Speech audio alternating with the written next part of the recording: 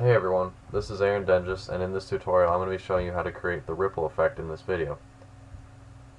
We're going to start by creating a new composition and name it Ripple Effect. So this is essentially going to be the map for the ripple to follow later. In this composition, go into Layer and make a new solid. Then click on the circle on the top and create a circular mask roughly the size of the frisbee. So duplicate this layer and change the blending mode of the top one to add and the bottom one to subtract. You'll want to rename them inner and outer just so you remember them.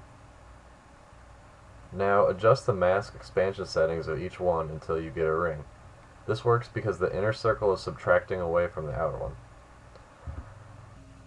So once you have the hang of adjusting the ring size, it's time to make it move.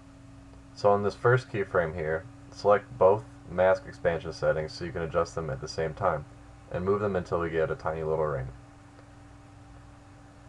Make sure you keyframe them, and then move a second or two into the composition and make a bigger ring. There, now it moves from the little ring to the big one. Now feel free to adjust the keyframes around until you have the timing and the size that you like.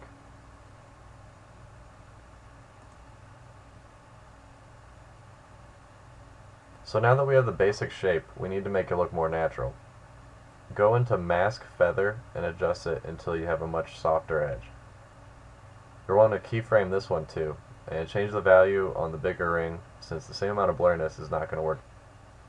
Alright, so now we've got a feathery ring. Let's make it more interesting. Go over to the side and type in fractal noise, and drag that over into the solid you made.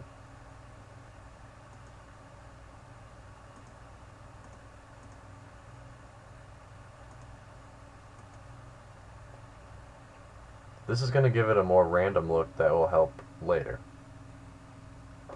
One setting that you'll want to key is called the evolution. You don't need to move it much, just key it from 0 to 1 as the ring gets bigger so the pattern moves continuously instead of staying in the same spot.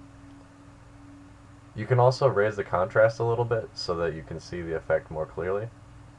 Okay, another good effect to put on here is called Turbulent Displacement. This is going to make the ring a little wobbly so it isn't weirdly perfect. Now type that in and drag it over to the solid again, just like before.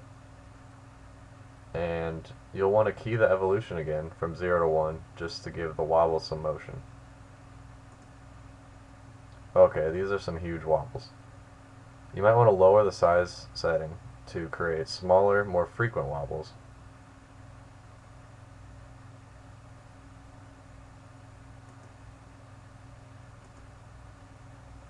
There. Now this ring is looking pretty good. So now that a ring is more or less done, you'll want to go into your original footage again and drag the ripple effect composition on top of it. Now you can drag it to where it needs to go. I want the ripple to start right when he throws the frisbee, so I'm going to move the playhead to where I want it to start and then drag this bar over so the ripple starts there instead of at the beginning. We can also key the motion of the ripple effect composition to make it follow the disc. Just put in a couple keyframes and it'll follow that disc. Finally, let's key the opacity right at the end and make it fade away.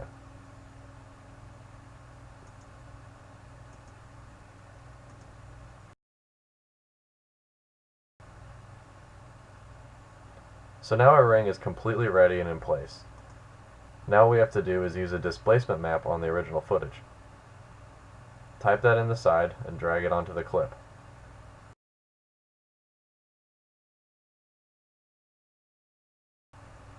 Change this first setting to the ripple effect composition we just made so it uses that as a map.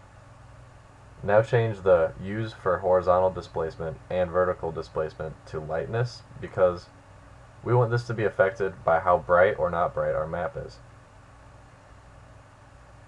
Still can't really see it, so crank the max values up to about 120 or so we can see it in action.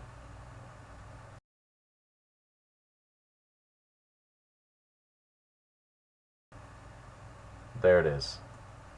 Now we can hide the ripple effect since we don't need it anymore, and we're done. Almost. We want the actor to be in front of this ripple, so we'll have to mask him out.